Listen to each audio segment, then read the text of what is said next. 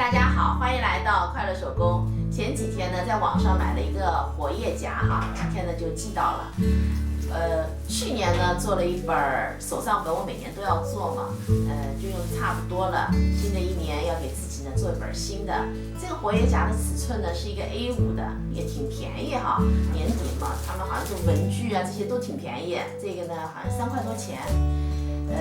接下来呢就来看看我怎么样把活页夹变成一个漂亮的记账本儿。首先呢，咱们准备2块大小一样的材料，材料的长度呢是33厘米，高度27厘米。我们在这块材料的这条边上呢搁上半根拉链，拉链的齿呢是冲里的，然后正面相对盖上面子材料，在这儿车一条。那这边呢也是要车上的哈，这儿呢是中心点，离中心点2.5厘米，两端呢各是1厘米，咱们车上这2条线。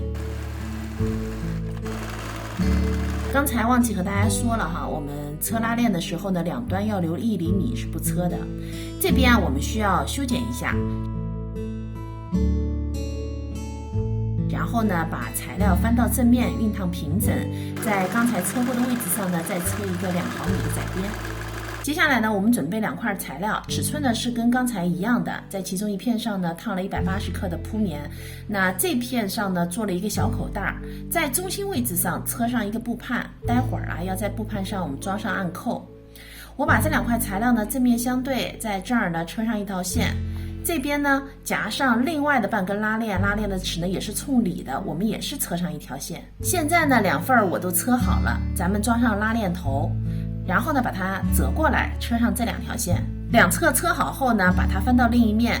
咱们把这儿的毛边呢修剪一下，把里边的这一层剪掉，外面的这一层呢折叠2次，把里边的毛边呢给包上，然后这儿呢车一条线，这边呢也是同样的处理哈，中间呢再车2条线。接下来呢把活页夹给钉上。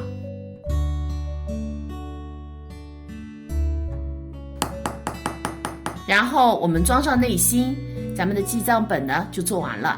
这期视频内容就是这些了，感谢您花宝贵的时间来看我的视频，记得帮忙点赞哦，咱们下期再见。